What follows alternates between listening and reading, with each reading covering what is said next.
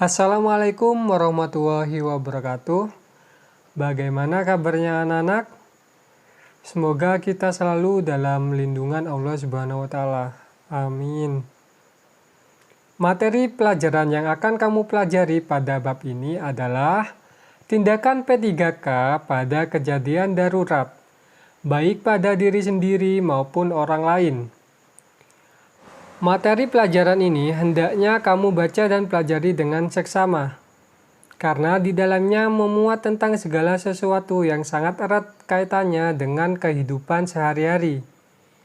Dan bahkan jika kamu sudah terampil, kamu akan dapat memberikan bantuan kepada orang-orang yang berada di sekitarmu, seperti orang tua muda, karib kerabat, dan teman-temanmu. Materi yang akan dipaparkan di dalam bab ini memuat tentang segala sesuatu yang berkaitan dengan pertolongan pertama pada kecelakaan. Tidak seorang pun yang menginginkan atau berharap mendapat kecelakaan. Akan tetapi ketika kecelakaan itu menimpa, kita pun tidak bisa mengelak darinya. Kita tidak akan pernah tahu kapan dan di mana kecelakaan itu dapat terjadi. Di dalam perjalanan, di sekolah, di tempat berenang, tempat-tempat rekreasi, bahkan di rumah kita sendiri pun kecelakaan dapat terjadi. Dan sebagai akibat dari kecelakaan itu, korban dapat menderita luka berat dan luka ringan, pingsan, bahkan meninggal seketika. Apa yang seharusnya kita lakukan apabila korban tidak meninggal seketika akibat kecelakaan? Yang bisa dilakukan pertama kali adalah berusaha untuk memperkecil akibat dari musibah atau kecelakaan tersebut. Itulah yang dinamakan pertolongan pertama pada kecelakaan atau P3K. Apa itu P3K? Pertolongan pertama pada kecelakaan atau P3K ialah pertolongan sementara yang diberikan kepada seseorang yang menderita sakit atau kecelakaan sebelum mendapatkan pertolongan dari tenaga medis atau dokter, yang sifatnya memberikan perasaan tenang kepada korban serta mencegah atau mengurangi rasa takut, dan yang terpenting adalah mengurangi resiko bahaya yang lebih besar yang ditimbulkan akibat kecelakaan tersebut. Oke, kita lanjut. Tujuan dari P3K. Orang selalu berusaha menghindari penyakit atau kecelakaan, tetapi tidak seorang pun tahu kapan penyakit atau kecelakaan itu akan datang. Karena itu, kita harus selalu berusaha untuk memperkecil akibat dari musibah atau kecelakaan yang mungkin sewaktu-waktu akan menimpa diri atau sanak keluarga kita. Kecelakaan itu bermacam-macam dan penanganannya pun memerlukan keterampilan dan pengetahuan yang sesuai. Kecelakaan dapat terjadi di mana-mana, misalnya kecelakaan di rumah, di perjalanan, di sekolah, di tempat kerja, di kolam renang, di tempat-tempat rekreasi, dan di tempat-tempat lainnya. Sebagai akibat kecelakaan, korban dapat meninggal seketika, pingsan, luka berat, dan luka ringan. Korban kecelakaan yang masih hidup memerlukan pertolongan yang cepat supaya korban terhindar dari bahaya maut. Disinilah letak fungsi pertolongan pertama sebelum tenaga medis datang. Bila dilakukan dengan benar, pertolongan pertama pada kecelakaan dapat menolong jiwa seseorang.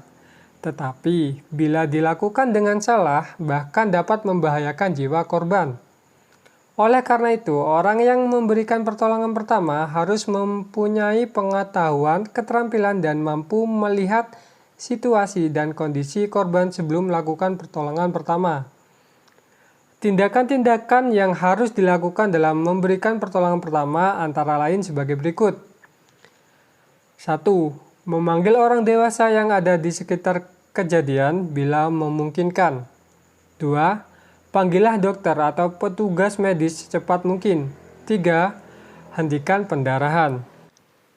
Jadi untuk kesimpulan dari tujuan P3K yaitu yang pertama mencegah cedera bertambah parah, dan yang kedua menunjang upaya penyembuhan. Oke, selanjutnya kita akan membahas tentang prinsip-prinsip P3K. Yang pertama, bersikap tenang dan tidak panik. Yang kedua, berikan pertolongan dengan cepat dan tepat. Yang ketiga, sebelum mengetahui berat ringannya cedera yang dialami, jangan cepat-cepat memindahkan korban. Yang keempat, jika luka, usahakan korban tidak melihat, sebab dapat membuat korban menjadi panik.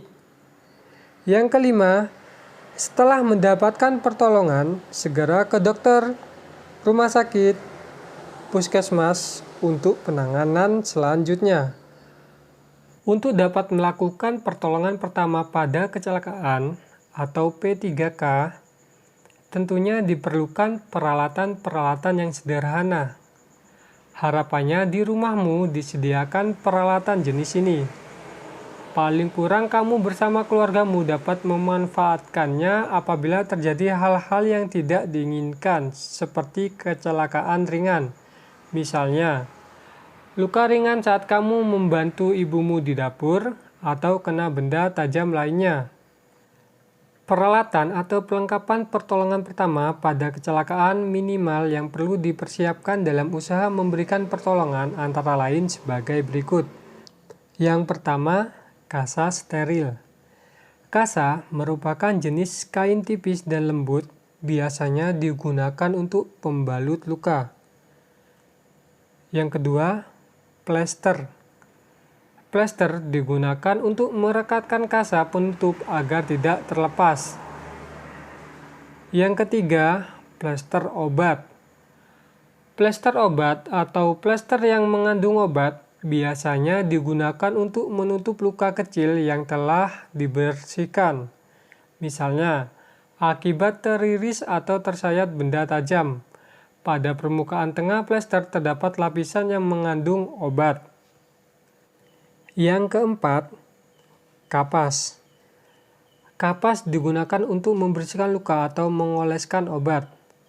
Biasanya sebelum digunakan, kapas terlebih dahulu dibasahi dengan air bersih yang steril atau larutan pembersih luka.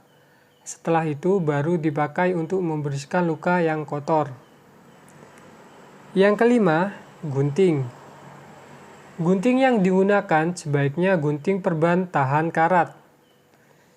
Dan yang keenam, lampu senter. Lampu senter digunakan untuk melihat luka tertentu agar lebih jelas. Misalnya, suatu benda yang masuk ke telinga atau melihat benda yang sangat kecil di dalam luka. Biasanya, peralatan tersebut di atas sudah ada di rumahmu masing-masing. Hanya tempatnya berserakan di mana-mana. Maka, sekarang tugasmu adalah mengemas peralatan-peralatan tersebut dalam satu tas atau kotak dan digantungkan pada satu tempat yang dapat dilihat oleh semua anggota keluargamu di rumah dan mudah dijangkau. Setelah kamu mengetahui berbagai jenis peralatan yang dapat kamu gunakan untuk melakukan pertolongan pertama pada kecelakaan, sekarang kamu simak dengan seksama informasi berikut ini. Isinya memuat tentang jenis obat-obat ringan yang dapat dibeli secara bebas tanpa harus menggunakan resep dokter. Adapun jenis obat-obat tersebut adalah sebagai berikut. Yang pertama, betadine. Kegunaannya mempercepat penyembuhan pada luka yang ringan seperti tersayat benda tajam dan menghindarkan luka dari kotoran agar tidak infeksi. Yang kedua, Rivanol atau alkohol. Fungsinya mempercepat penyembuhan pada luka yang ringan seperti tersayat benda tajam dan menghindarkan luka dari kotoran agar tidak infeksi. Yang ketiga, bioplacenton. Fungsinya mempercepat penyembuhan pada luka bakar. Akan lebih baik jika kamu menyatukan peralatan P3K dengan obat-obat P3K ini, sehingga saat dibutuhkan sekaligus mendapatkan alat dan obatnya. Ada beberapa contoh kecelakaan yang sering terjadi pada kehidupan kita. Yang pertama, pendarahan. Pendarahan dapat ditolong dengan Menekan dengan pembalut, tekan. Menekan dari atas tempat tekanan. Dan menekan pendarahan dengan tourniquet. Yang kedua, luka.